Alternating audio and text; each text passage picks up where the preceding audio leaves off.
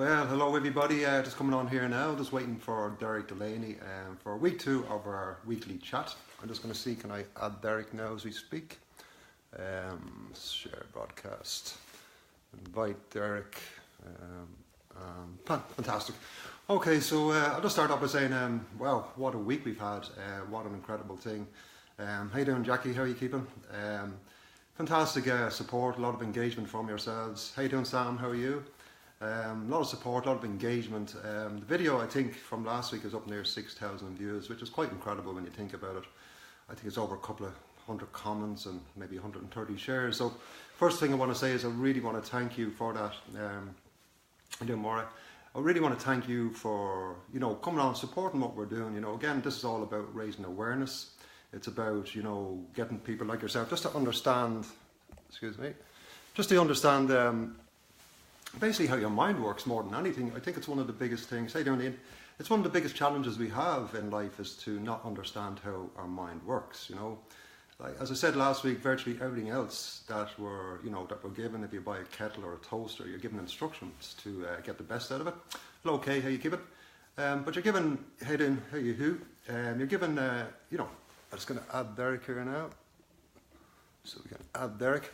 You're sort of given instructions, you're given manuals to find out how to get the best out of it, and also if it's not working, what might be wrong with it. But the only thing we don't get that book for is our mind. Our subconscious mind is specific. Thanks to you for the lovely comments, all the support. Hey doing, Rosemary, how are you? So just waiting on Derek here to come on with me. I can see there at the top there, so it's adding them here now. But it's been a fantastic week, it gives us a lot of encouragement as well. No, hey, keeping sir.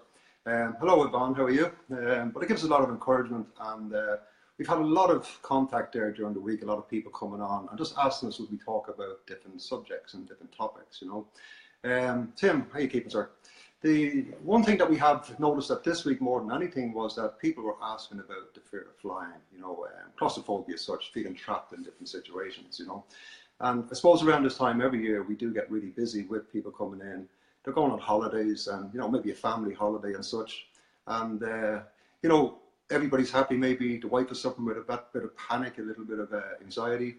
And really what happens then is, really what happens then is that one person's going to be miserable getting on the plane, feeling panic and anxiety, and the rest of the people don't really understand it, So, as I say, I'm just waiting on Derek here. I'm going to try him again.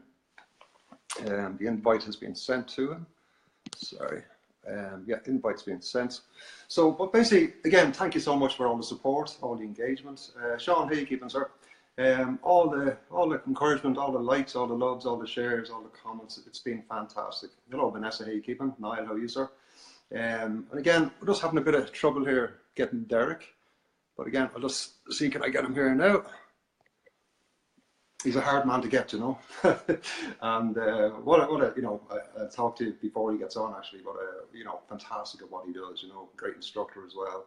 And funny enough, I have been in a lot of sessions for claustrophobia lately. Michelle, how you keeping? A lot of sessions in the clinic itself for claustrophobia as such. So again, just waiting on himself. I can see there at the top of my screen, it's saying it's adding Derek. So we'll just give them a moment there, maybe for more people to come on. I see there's probably 20 odd people there, which is fantastic.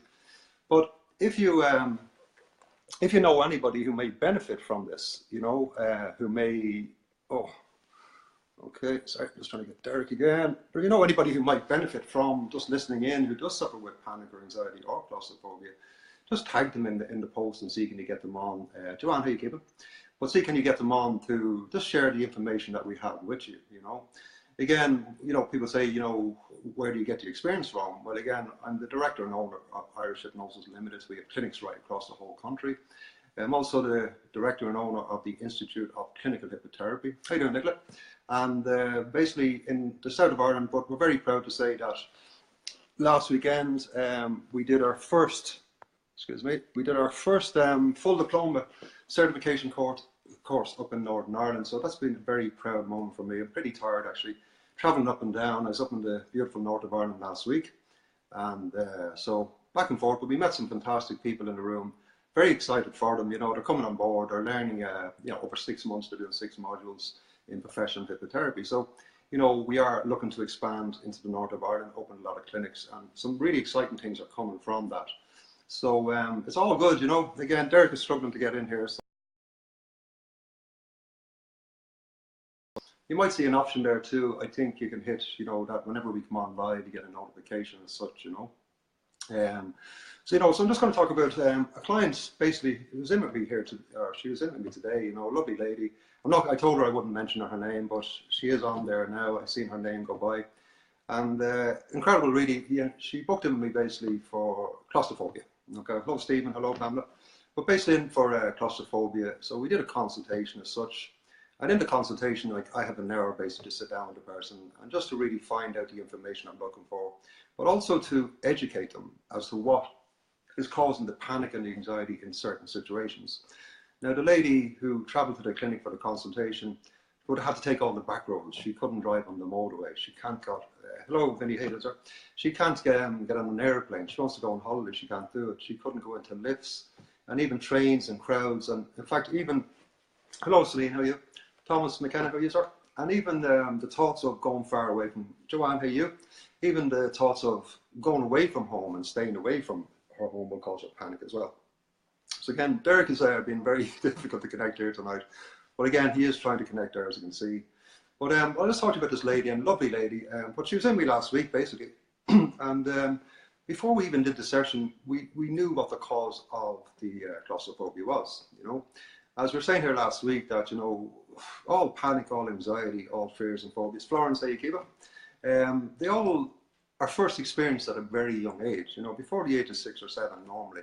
And people ask me, why is that important? Well, it's really important because up until the age of 6 or 7, the conscious mind doesn't really develop. We don't really have a conscious mind or a rational mind or a logical mind. You know, like we believe in Santa Claus, hey doing, hello. We believe in Santa Claus, we believe in tooth fairies, and we believe virtually anything we're told because we don't have the logic and the reason to figure that out for ourselves. So in that time, it's very, very, it's a fantastic time of learning, but you have to, Olivia Haygiven, you have to learn how to walk, you have to learn how to talk, you have to learn all your habits and your beliefs. But it's also a time where the protective part of the subconscious mind must seek out what is safe and what is dangerous. So an example of that is if a child touches a really hot surface at 3 years of age. Well, then there's a reference in the mind there to avoid hot surfaces in the future. And we've all done that. So you can see how the subconscious mind protects us in that way. But it protects us in many other ways as well. So for this lady that was in with me anyway, lovely girl, we did a session, but the whole cause of her, sorry, Derek is there, re-invite you. Okay, I'll do that, Derek, one sec. So, but the whole cause of the panic and the anxiety that the lady was feeling when she was, you know, in a lift or driving or anything like that. Excuse me, I'm just trying to add Derek again. Okay, but the panic and the anxiety that she was feeling, say, driving on a motorway, she was feeling trapped, you know, especially if there was an Arctic on either side of her, there's traffic in front or behind her. You know, hello, Craig, how are you? But even if she, you know, she didn't get into lifts, you know, she avoided situations where she felt she might have been trapped. So basically, through the consultation and through last week's session, we identified the cause of the whole problem. And the problem was very, very, hello Anthony, hey Kevin, but the cause of the problem was very, very simple. And I think she was 4 or 5 years of age, and herself, and I'm not sure was it her sister or a friend, but basically, you know, the father was messing all that, and I'm not sure they were, you know, they were messing around, and the father got the two of them, wrapped them up into a big, big old coat. So straight away they were sort of caught in a situation, feeling a bit trapped. But then he pretended like he was going to throw them outside the window, you know, so the window's open, he's going to throw them out. So in that moment, the client's subconscious mind went into panic mode, okay? So it looked at the situation and it took it in as a life and death threat of survival. So therefore, it created panic to let the person know to get away from this situation, okay? And that was fine until maybe 2 or 3 years ago, where it was re-triggered again in a similar situation. I think the lady was in a bit of an accident. And when she was in the accident, hello Alan, how you keeping? Maggie, how are you? But in the accident, she felt trapped again, completely trapped. So that sort of went back to the reference she had. Hello Mary, from 4 or 5 years of age when she was wrapped up in the coat and she was going to be thrown out of the window. Now there was other events as well. God love the girl. She, at 7 years of age, she was cycling a bicycle, went over the handlebars, landed on her mouth and broke the 4 front teeth. She had to go to hospital, had to have her teeth wired to hold them in. But she also, you know, felt trapped in that situation as well. So I'm glad to say that through the session last week, the very, very first session, hello Eileen, because we knew that information, it's possible for us to go back and what we call reprogram the memories, okay? So in the subconscious mind, you have what's called long-term memory. So your subconscious mind is like a library of all your life experiences. So in the long-term memory, the reference was there that any time she felt trapped in a situation, that the panic would come out to let her know to get away from the situation as fast as she could. It even stopped her going on motorways. It stopped her, as I say, getting into lifts. And it was basically controlling her whole life. But after last week's session, believe it or not, because we had that information, because we desensitized the events, the lady drove to the clinic today for her second session on the motorway. And actually, after the session last week, I think she drove home on the motorway. I also said to her that in order to test it, that she should, get into a lift and see how she feels. Hello, Katrina, how are you? So she actually got into a lift, went up and down 3 times, no panic. Like a little bit of apprehension, maybe a few nerves as such, but there's actually no panic whatsoever. Driving on the motorway, still no panic, a little bit of apprehension. And so the lady was in today for session 2, and we went back and we just double checked her work from last week, and everything was absolutely perfect. Hello, Claire. Everything was actually perfect from session 1. So now, we're for 95% sure that panic and that anxiety around feeling trapped is completely gone. So again, I'm sorry, I'm just going to see, can I re-invite Derek here? I'm just struggling a little bit with that. Lovely. So again, yeah, okay. Yeah, I'm not sure. It's coming up my screen there that Derek is trying to connect with me, but no luck yet. Okay. So again, let's just go back and just really start to understand this stuff. So as I said, up to the age of 7, we live in a subconscious world. Okay. The subconscious mind is where all our feelings come from, all our emotions, all our habits, all our beliefs. It's where our long-term memory lives, and also our protector. Okay. So our protector, for instance, is the part of us that if we feel we're in a very dangerous situation, it creates panic in a millisecond to let us know to avoid that situation. We all experience it in traffic sometimes, where you might be driving down the road and somebody walks out and steps out in front of you and you get that shock goes through you. Or, hello Kenny, or you could be, again, driving down the road and a car comes around the corner and they're slightly over the white line on your side of the road, and again, the panic kicks in. So we know that that's good panic. We know that that's good anxiety. It's there to let us know that something is wrong. But the wonderful thing about the subconscious mind is it doesn't do logic and it doesn't do reason. So basically what it does is it looks at situations, and if it believes, and especially if it has reference to the past of having a similar situation, that this is a very dangerous situation. Hello, John. That this is a very dangerous situation for me to be in, it will cause panic and anxiety to, hello Aidan, how are you? To basically get the person to avoid the situation. And again, and that's true with all anxieties and with all panic and with all, different fears and phobias, and fear of, mice, fear of spiders, fear of heights, fear of water, fear of confrontation. It all comes down to the same thing. It's a learning process in the early years. I've had other ladies in for, claustrophobia as well. Actually, that lady I was talking about, I think she had an episode as well where she was locked in a wardrobe at a very young age, like 4 or 5 years of age.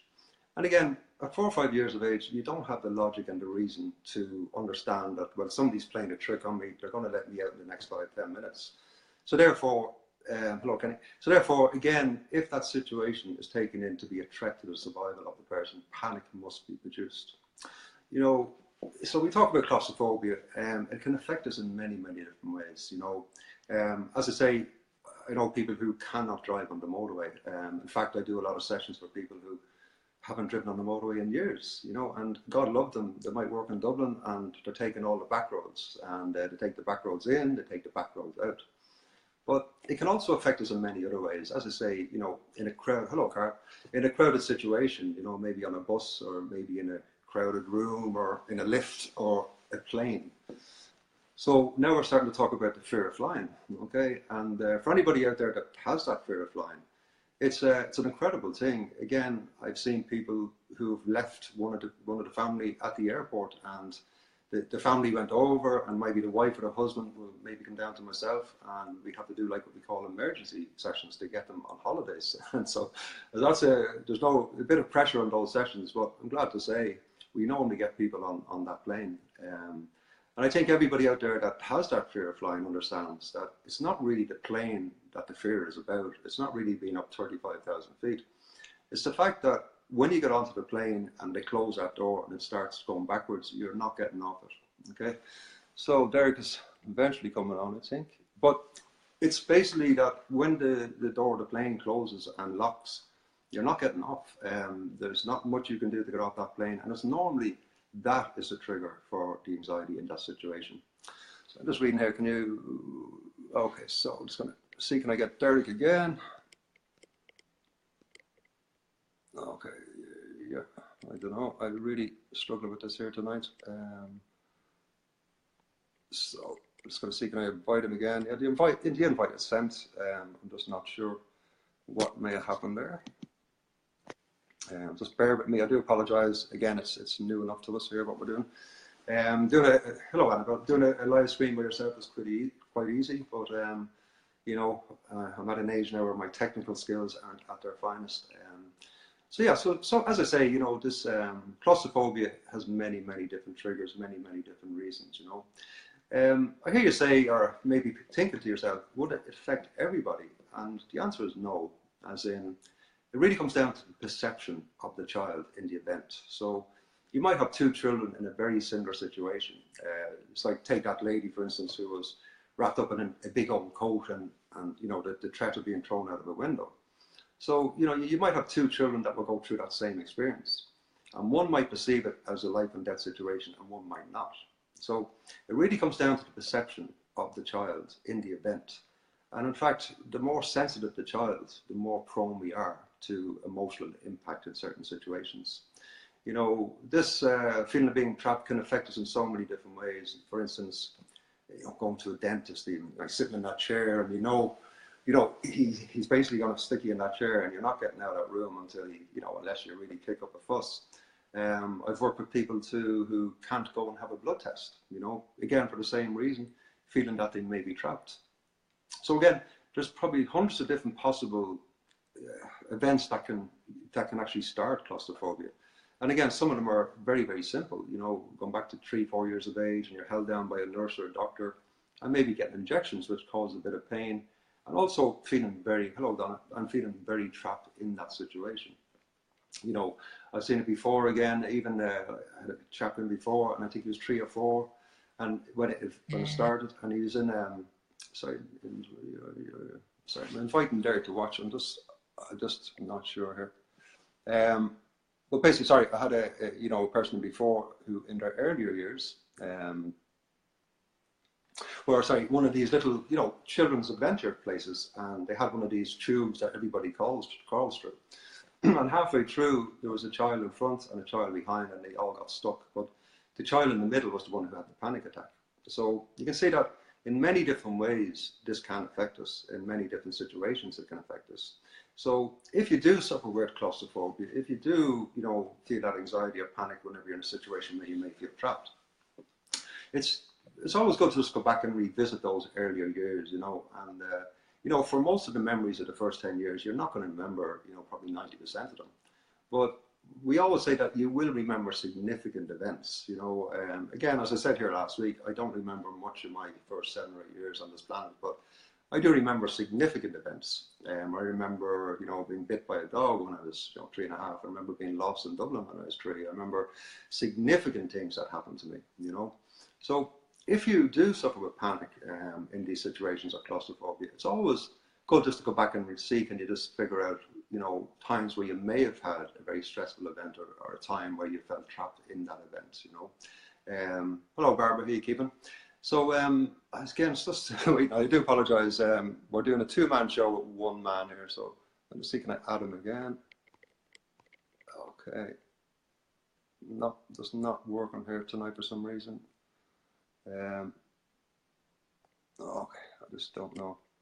But look, we'll keep going anyway. But again, you know, what we're going to urge, like if Derek can't come on, we might just cut it a little bit shorter tonight than normal. But what I'd say to you is, you know, again, really what this is all about is to share the benefit of our knowledge. You know, hello Maggie, I've completed thousands of sessions in Hippotherapy, and I'm glad to say very successful sessions at that. So you see me fiddling around here. I keep getting a message up that says invite Derek. I invite him, and then it says at the top there connecting, and there's still no sign of him. So basically, you know, the knowledge I have and the understanding I have comes from, as I say, thousands of sessions behind me, and just repetition, working with clients on a daily basis and learning from the clients, you know.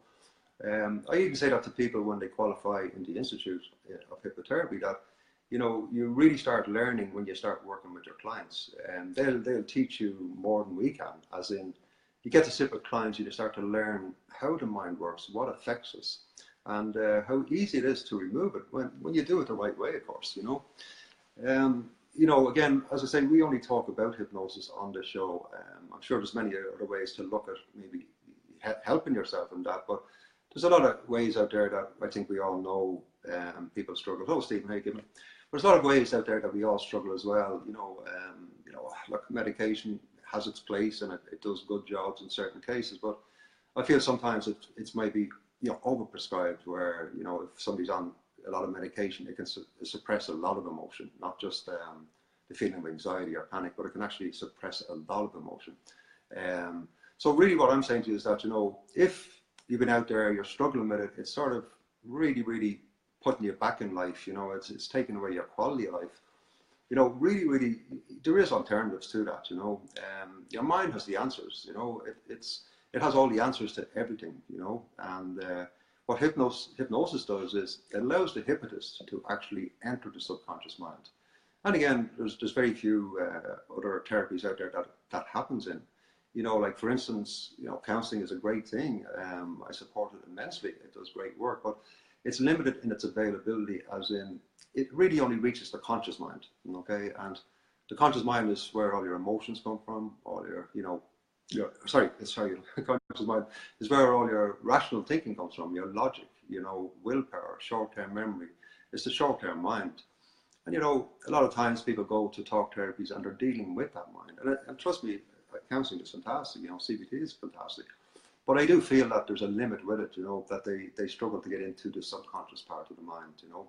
And like, we know that all these issues live within the subconscious mind. We know that depression, for instance, is within the subconscious mind. We know that, you know, all fears, any challenge you have, maybe confidence, low self-esteem, fear, you know, confrontation, addictions, for instance, it all comes down to that subconscious mind. And you know, you always have to say to yourself, you know, the day you're born, you're perfect. And from that moment on, we go through life, and depending on the life we have, and depending on the perception of that life we have, determines the damage we take on or not. So again, if you feel like in life you're at a place where you could be a lot happier, you could have a lot more freedom to do things, you know, it's about revisiting that part of the mind, the subconscious, to enter the world of emotion and feelings and habits and beliefs, and your protector as well. And again, I'm just going to give one last go here with Derek. See, every time I go to invite him, it says he's already invited. So I'm really a little bit confused about that. Sorry, I'm just after losing the screen. But again, I'd urge people out there as well, you know, like we have a lot of topics to cover over the next few weeks, everything from weight loss to depression to stress, you know, even anger, you know, issues with anger. As I say, you know, a lot of people come to us about their children and they'll only eat certain colour foods or certain textures of food and so on. And, you know, we have a lot of answers. We have a lot of experience when it comes to dealing with this stuff. So, again, we're going to cover as much as we can for you. But we would, you know, again, thank you for your continued support. It's fantastic. It just tells us, you know, what we're doing is of value to you.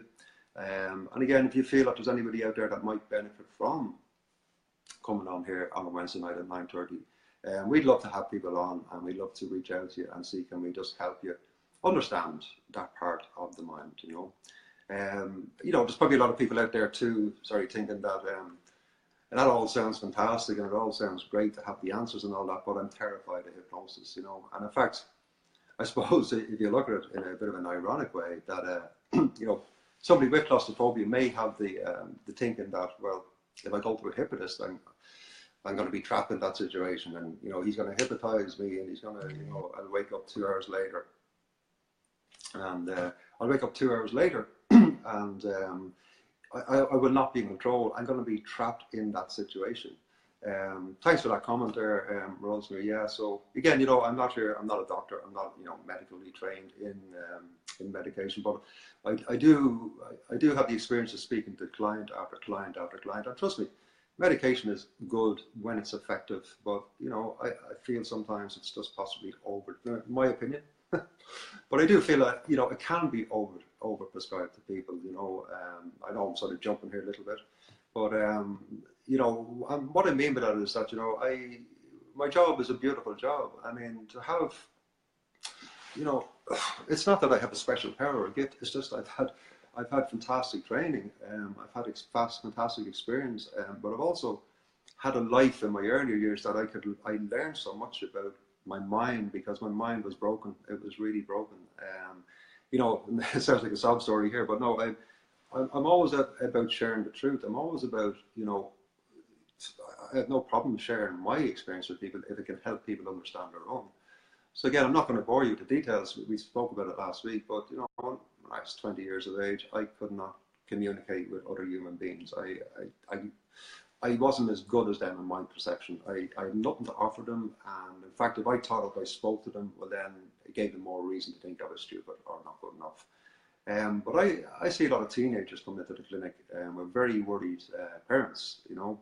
And typically what you see is that the child hasn't been able to go to school and hasn't got to school for 2 months maybe, and then they're getting a lot of hassle from the school, maybe, you know, other people getting involved in it too. And putting pressure on the parents, you know, and in fact, in some cases, I've actually seen it where the parents were actually being accused of neglect, which is bonkers, because anybody out there that suffers with panic attacks will tell you that if you were offered £1 million to, you know, to go into a lift and you had claustrophobia and a fear of lifts, you're not getting in the lift. You know, you just won't get in because it's a life and death situation. So when I see like a 13-year-old who's on medication, by the way, for anxiety or panic in these situations, I think it's heartbreaking. And again, look, don't get me wrong, like it's doctors are doing what they do. They're doing what they're trained to do and all that. And you know, if the medication takes away the panic, well, look, isn't that better than nothing? But again, the problem I see with that is that it suppresses so much more than that. You know, a lot of people tell me, listen, I was on medication and I was a zombie. I just couldn't. I had no emotional. I felt emotionally blunt. You know, I was going to birthday parties, just standing there going, a false smile on my face, but I wasn't feeling it. And but again, so when I see like young people come into the clinic, you know, suffering with panic or even depression, you know, it's sort of heartbreaking, and it sort of brings me back to the young person I was too. So I'm very passionate about working with these people too. But again, we have fantastic success with it, you know. And again, like, I mean, the beautiful thing about it is everything, you know, everything I understand about hypnosis, everything I know about it, I have a lot of experience in hypnosis, I have a lot of, you know, sessions behind me, stage hypnosis, street hypnosis. I've done some magic, some mentalism. I don't have time to do it much anymore. But my real passion lies in teaching and also performing clinical hypnosis for clients as well, you know. That's my real passion. It's my life, in fact, you know. I spend, when I'm not in the clinic, I'm in here constantly working and figuring things out for myself and for other people too. So what I say to you is, you know, if what we're talking about, what I'm talking about, Derek is still watching in there, but if what I'm talking about here tonight resonates with you, and you know, you sort of go, okay, yeah, that makes sense with me. You know, you're thinking about maybe a situation when you're 5 years of age that, you know, relates to what I'm talking about. You know, just give us a call. We'll talk to you about it. You know, obligation. You know, we're not. This isn't about, you know, sales. It's about education. It's, you know, it's really not about sales. I mean, we don't need to do that. But what I'm talking about is just about giving our knowledge and giving our experience to you, so you get a better understanding of your own mind. You know. So look, I'm not going to stay on too long tonight. I think it's nearly 10 o'clock anyway. But I know Derek would be pretty annoyed that he couldn't make it on tonight. We're both really looking forward to it. But you know, again, I just want to thank you from the bottom of my heart. Hello, Rudy. There's my brother. But I want to thank you from the bottom of my heart for taking, you know, half an hour out on a Wednesday and just sharing it with myself. I'm not there, but just sharing it with myself. And I really hope that what I talk about makes some sense for you. You know. And again, if there's any blanks that you need filling in, give us a call. You know, irishhypnosis.ie. Again, I'm just telling you for your own information, we have clinics virtually in every county across the country. So no matter what part of the country you're in, if you just want to find out more, it's not, you know, you don't have to come in and see us, but if you just want to call and speak to a professional therapist, we'll actually have a, you know, no obligation phone call just to give you the information you're looking for. You're more than welcome to do that. Again, you're more than welcome to send us PMs on the page. I will do my best. I'm a very, very busy man. As I say, I was up in the north of Ireland last weekend, and this weekend we have the Institute in City West, the Institute of Clinical Hippotherapy. You know, we have a brand new certification course starting on Saturday morning, Saturday and Sunday, the very first module. We have a level 2 module starting off, which is analytical regression. And then we have an introduction to hippotherapy on the Sunday. So again, a really, really busy weekend for ourselves in the Institute. You know, we've new clinics coming on board all the time, fantastic people. So, you know, I'm just really grateful for you, you know, sparing the time with us, or sharing your time with us. And, you know, if there's anything you feel that you'd like to know more about, please just send us a PM, send us in a message, or if you know anybody that we might be able to help, please don't hesitate. I mean, for most people that come to ourselves, you know, unless they've been referred by a brother or sister or even a doctor. I have a lot of doctors that refer people to me all over loud. But, you know, most people out there, if they haven't tried hippotherapy, there is a part of their mind that tells them, oh, I'm going to run around like a chicken, I'm going to bark like a dog, I'm going to look stupid. And yes, if you go to a stage show, that's possible. If you go to a stage show and you don't want that to happen, when the hypnotist says put your hands together, don't put them together. But when you come to a clinic, it's professional. You're coming in. As I said last week, I'm insured up to 5 million. I've never ever needed to use it. I'm a professional. I do supervision, you know, professional development. So, you know, you're not coming to, as I said last weekend, you're not just taking a chance and going into some room with some guy who you might remember the session, you might not. It's a very, very professional practice. So again, I'm going to cut it there now. I'm sorry for Derek as well, because I know he had a lot to offer here tonight, and I know he wanted to come on and talk about, you know, I think he's 3-4 sessions this week on, you know, feeding trap, fear of flying himself, and he wanted to come in and share some knowledge about that. But again, you know, it's fantastic with myself. Maybe we don't need Derek. I'm only joking. I wouldn't have anybody else sit beside me in this moment in time sharing his knowledge. But look, from myself, Karl Anthony, I really, once again, you're sick of me saying thank you, but I'd like to say thank you. I truly appreciate you spending your time with us. I'm going to sign off now. And next Wednesday night at 9:30, I think we'll come back onto this topic and discuss it in more detail. But again, in the meantime, any questions, anything you need to know, please contact us. Send us a PM to the page or give us a call. And thanks, Nicole. But listen, thank you, everybody. Some names scroll by, and I apologise if I didn't get a chance to say them. But I will look back when this is finished, and trust me, I'll thank each and every one of you. So thank you. Bye-bye.